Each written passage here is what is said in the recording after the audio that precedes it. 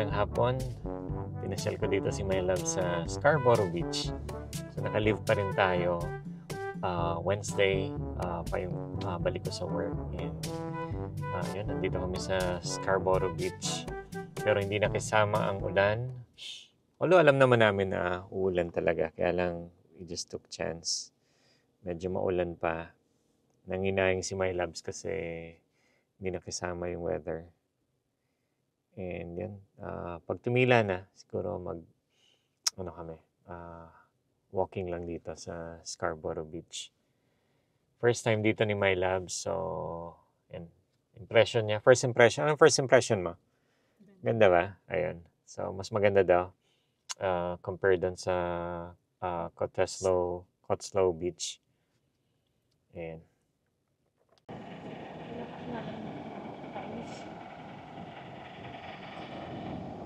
Maganda dito sa Scarborough Beach. Meron pang Olympic full-size pool. Yan. So, pwede kang open for public use yan. I think ang entrance lang nito, if I'm not mistaken, around $12 each. Yan, especially ngayong medyo winter. Konti lang yung tao. Pero pag summer, maraming tao. Malakas ang alon. Pero yung iba, minamaximize nila yung opportunity kasi lakas yung alon. Yan, nagsasurf yung iba. Ito, nagsasurf sila.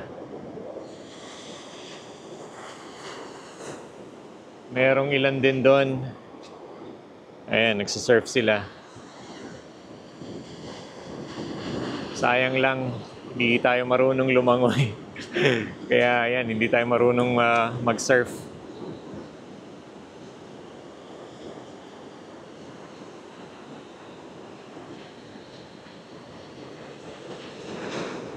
Yan, ganda dito guys.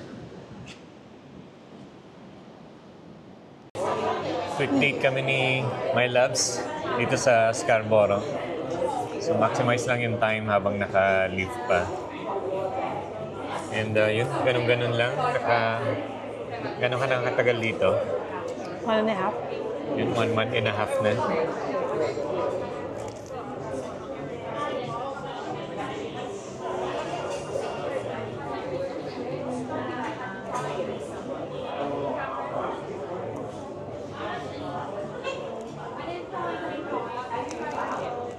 So far, kumusta naman yung stay? Sarap ang buhay kasi kung ginagawa. Tagaluto lang. Enjoy pa si My Loves. Walang stress. So around probably September siya mag-work. Maghanap mag-work. So let's see.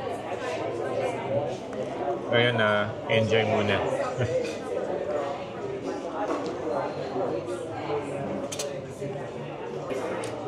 So on your 1 month and a half stay, ano yung primary na experience mo na cons living dito sa Australia? Tingin mo? For at least 2. High standard of living. Everything is... In what sense? Lahat mahal. Mapansin mo? Everything is expensive. Like, food? Groceries. So yun nga. Isa sa mga primary cons dito is yung high cost of living. And one of it is yung food. So especially kung lagi kayong madalas kumain sa labas. So just like us. So we're a family of 4. So ang budget namin for weekly groceries for a week. For a week, how much? $250. So in a week, so more or less mga 250 or 250 to 280 Australian dollars. So tipid pa yun guys, no? So, super tipid pa yung around 250 to 280. So, times 4 mo yun. Sabihin natin mga more than 1,100 or 1,213 for a family of 4. Natipid pa yon. And and Hindi practical na kumakain. more likely sa ayan. And kung yung weekly na yon na budget around 1,300 a month, may mga side na bibilihin ka pa. Siyempre minsan kukulang, bibili ka pa. So yung 1,300 yun yung super fix na yon. Tapos sabi nga ni My Loves, hindi practical kumain sa labas. So, yeah, syempre once in a while, kakain ka, enjoy. Pero kung dadalhin mo yung attitude mo sa Philippines na lagi kayong kumakain sa labas or tatamarin ka na magluto dahil busy, kain ka na lang sa labas. Normally ganun sa Philippines no? Hindi ka na magluluto, order ka na lang, grab delivery.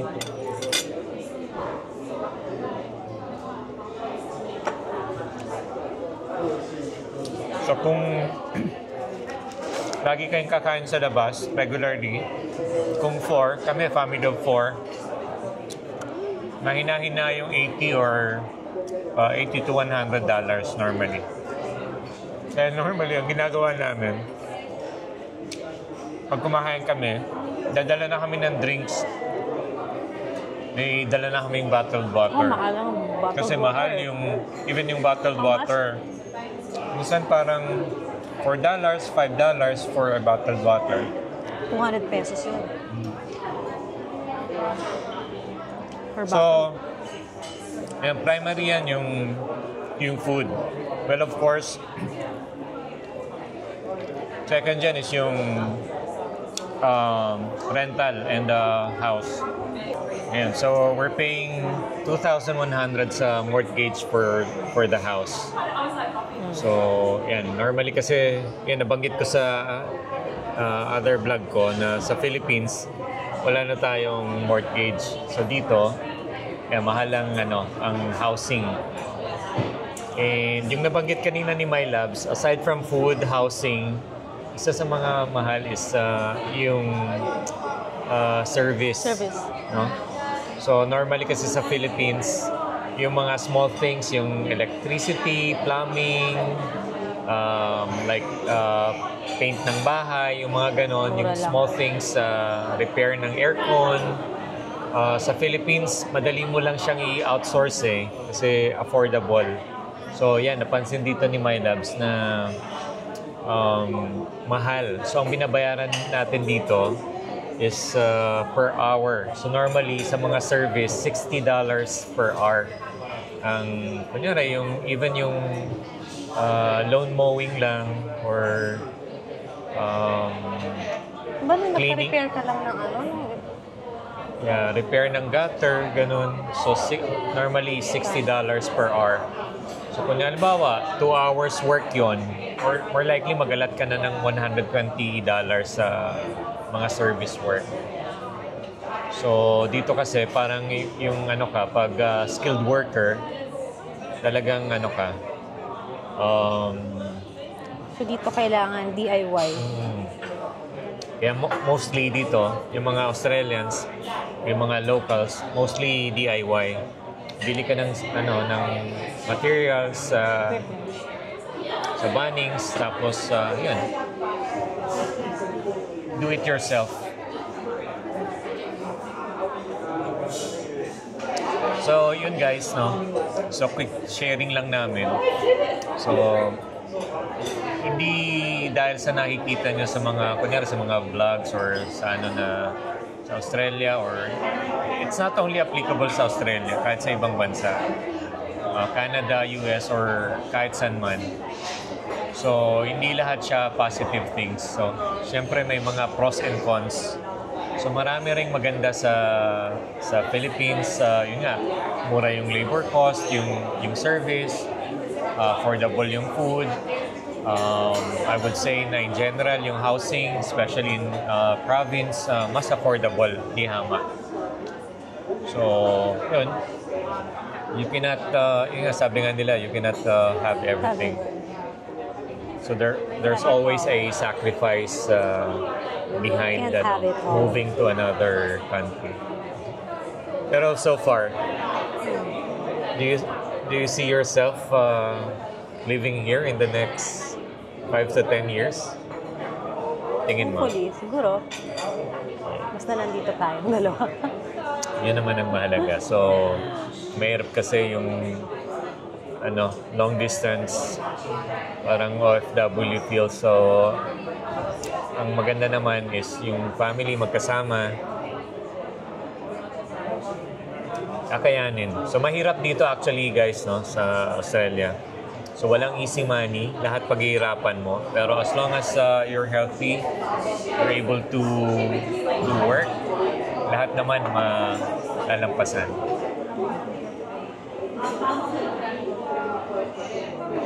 Maganda dito. And na-enjoy ni my loves yung yung scenery dito sa Scarborough. So right now, winter time. Pero yun ang kagandahan dito sa Perth. Even winter, bearable yung yung weather. So even ngayon kahit umulan, so 19 degrees. So pwede kang walking sa beach shore. And even yung iba sa surfing pa. And mina-maximize yung yung alon. Yan.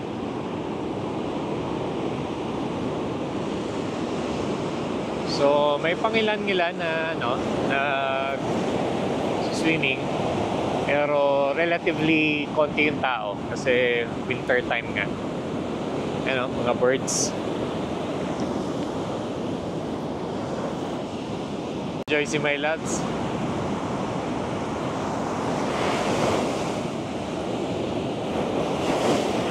Sure kung anong mga birds to, no? Pero yan, no? Kikita mo nakakatawa. Hindi sila mailap sa tao. Pwede mong malapitan. Amazing. So, I think migratory birds yung tawag dito. I'm not sure lang kung anong type of birds. And holding hands while walking in the beach shore. Beach shore. Sarap dito. So, 2 p.m.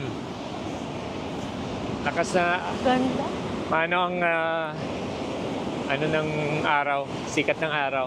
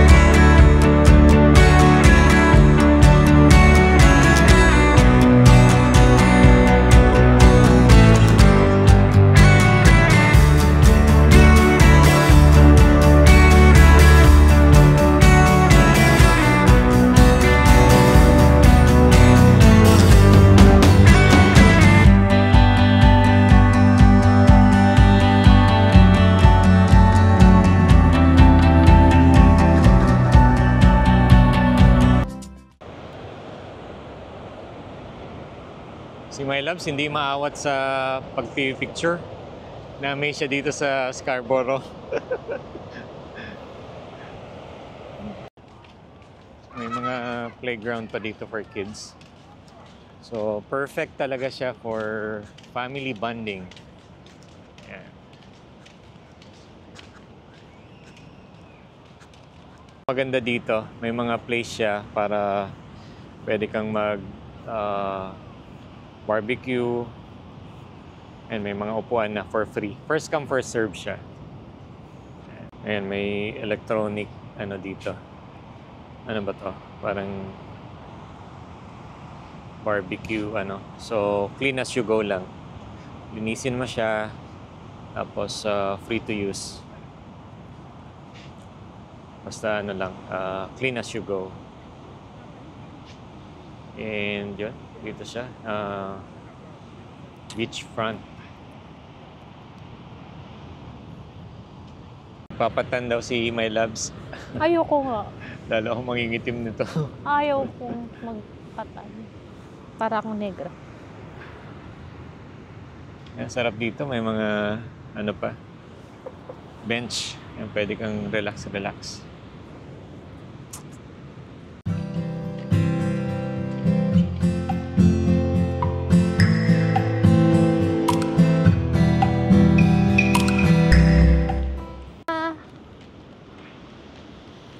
Nagselo si My Loves dun sa dalawang chicks na dumaan.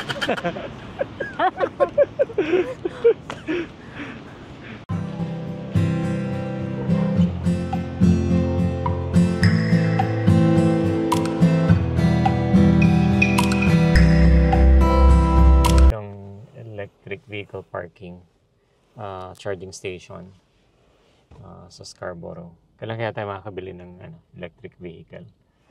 Ano bang mga sasakyan nila? So, Tesla. itong nasa right side, Tesla. Oh, Parehas. Mercedes yung dito sa left. Compared sa US, I think sa Australia, hindi pa ganun kadami electric charging station. Yan lang magiging challenge mo kung may electric vehicle ka dito sa Australia. Pero correct me if I'm wrong, guys, no? Wala kasi tayong electric vehicle. So kung may experience kayo yung mga nandito sa Australia, kumusta naman yung yung mga charging stations sa electric vehicle dito?